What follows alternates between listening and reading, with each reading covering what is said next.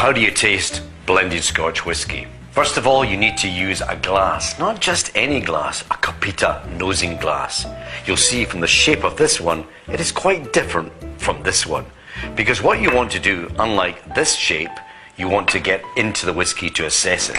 So what you must do is take the bottle, pour it into the glass, swirl it around, as I said to you before, throw it out. Because you want to get rid of any odors that are perhaps on the lip of the glass. Swirl it around, bring it up and say, hello. Then you go back to it. How are you? And then go back to it. Quite well. Thank you very much. Now remember, get into it. Don't go like this. None of this stuff. You want to get right into it to make sure that you're actually examining every part of that whiskey. How do you taste it? Don't knock it back like a cowboy.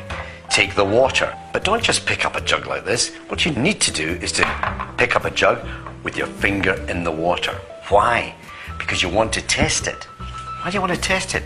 Because many barmen, unfortunately, stick their jug under a hot tap by mistake, and therefore, this is what ruins whiskey. 6 times I've now ruined my whiskey.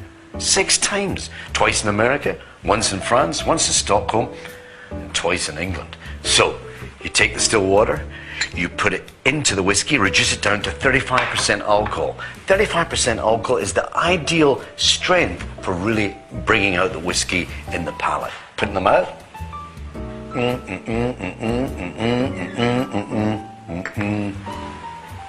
And then let it go down. Absolutely fantastic. If in fact I hadn't added sufficient water, what would happen? This is what would happen.